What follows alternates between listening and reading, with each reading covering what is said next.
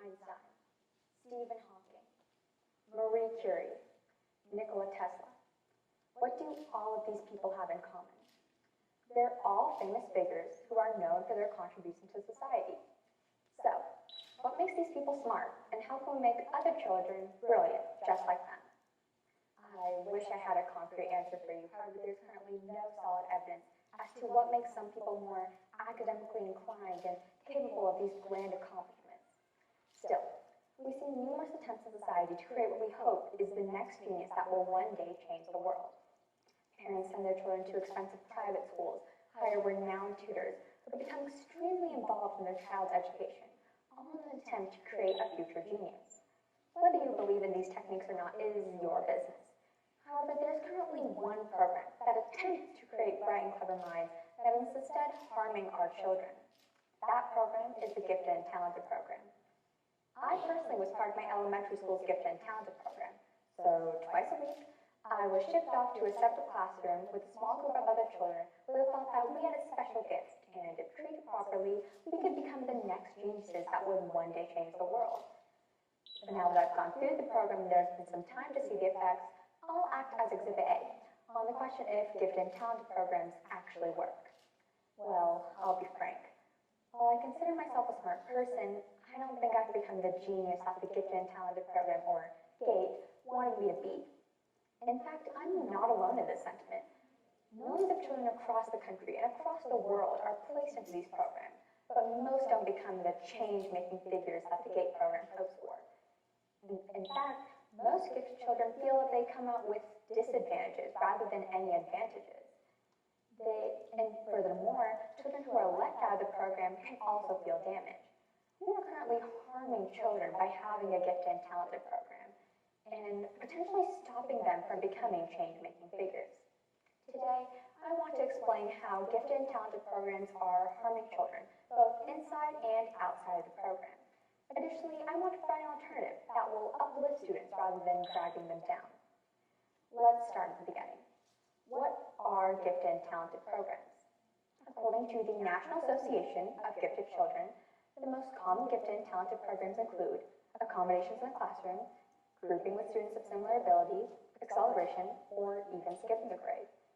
Furthermore, every program has a different method for identifying these gifted students, but the most common include scoring highly on a written exam or teacher recommendation. Now that we've identified what gifted programs are and how children are chosen for them, we can move on to discussing why these procedures are problematic. Starting off with written exams, these exams favor those with money because they are able to pay for special tutors who can get the child to score high enough and qualify as gifted. This becomes unfair because those with money are essentially able to pay for their child to be identified as gifted, and those without money are at a disadvantage. They don't have the resources to pay for these fancy tutors and are practically going into these tests blind. As a result, written exams become elitist because the wealthy can pay for their child to be recognized as gifted, but those without money are left with little to no resources and a smaller chance of being identified as gifted. Furthermore, written exams are an inaccurate way for identifying gifted children. Gifted is a broad term that can apply to different people, such as people who excel in math, and science, or more artistic ventures, such as painting. However, written exams are unable to account for the latter group, and therefore fail to identify a large number of truly talented students. They are automatically given the label of non-gifted, and their talents are never nurtured or cared for.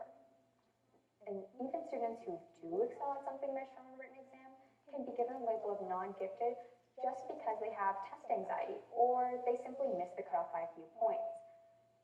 According to the American Test Anxiety Association, nearly 20% of students have test anxiety, and almost all of them would have been automatically identified as non-gifted. Additionally, students who don't have test anxiety can be left out of the program just because they had a bad day and simply tested bad and missed the cutoff by a few points. Overall, written exams are an inaccurate way for identifying gifted students. Moving on to the next method of teacher recommendation. This method is clearly flawed because every teacher has their own biases, which are impossible to set aside. And for this reason, gifted student can be left out of the gifted program because their teacher has something against them. In fact, according to the American Education Research Association, teachers are less likely to recommend low-income students of color, despite displaying identical performance. This means the students who are most disadvantaged are again being disadvantaged in the gifted program. Both these methods of written exams and teacher recommendation have one common flaw.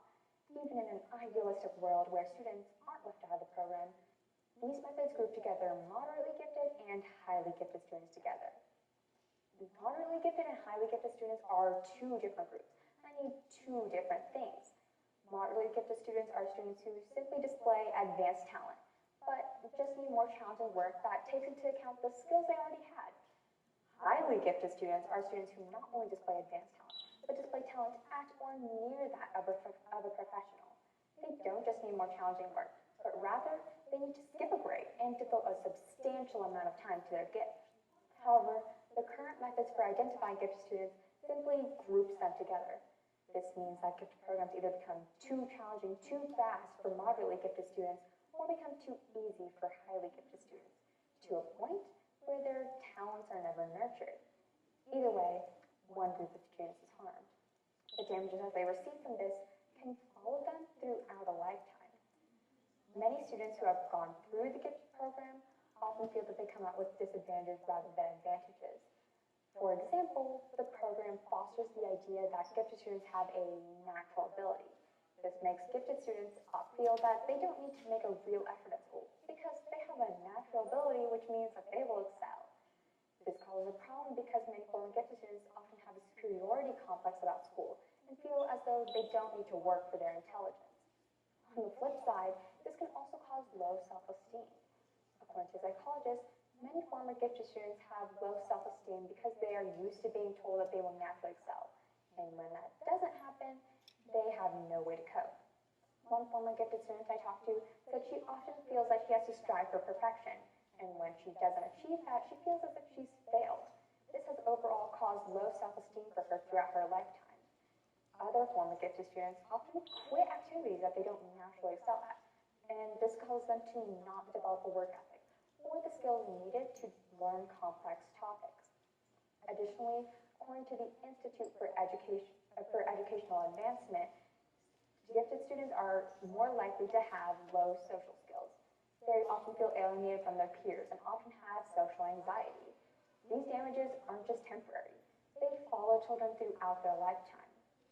However, it's not just gifted students who suffer. Students who are left out of the program can also feel damaged. Many kids who are left out of the program often feel less than or simply average, because the gifted program comes with the narrative that they only choose students who are gifted and having natural ability. Students who are not chosen by the program feel as though they will never compare to those inside the program. Additionally, we give extra resources to those who are deemed advanced or more gifted, but neglect to think about those that are in regular classrooms. They're falling further and further behind, and they could greatly benefit from these resources, but we would never know because they never receive them and instead just continue to fall behind. You would think with all of these disadvantages, there would be some benefit for some group of people. However, a study conducted at the University of Houston challenges that belief. The study followed gifted and non-gifted students and observed if there was any benefit for those in the gifted program. The study concluded that there was little to no benefit for any of the groups. So if gifted programs aren't providing any benefit and are instead harming students, why do we keep them around?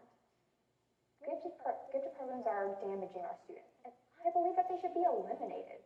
Instead, I propose that we introduce mixed learning into classrooms. Mixed learning is the practice of having all students learn together, but subjecting everyone to high standards. Additionally, the resources previously spent on gifted classrooms would be available to all students, but primarily used by students who are struggling and need additional help. This model of mixed learning has proved beneficial in many other countries. Many countries in Europe, such as Finland, have seen children benefit from this model of mixed learning. Additionally, we should place a growth mindset in classrooms. A growth mindset is the mindset that anyone can learn new skills or improve their current ones. It rejects the idea that intelligence is innate. A growth mindset gives all children the mindset they need to grow in the future, beyond schooling. Both these methods of growth mindset and mixed learning help push students further rather than dragging them behind. Students shouldn't grow up believing that some students are naturally smarter than others, and the alternatives I propose do just that. We should strive for a society that isn't focused on creating the next genius or prodigy. Instead, the schooling should focus on helping all students achieve their full potential. Thank you.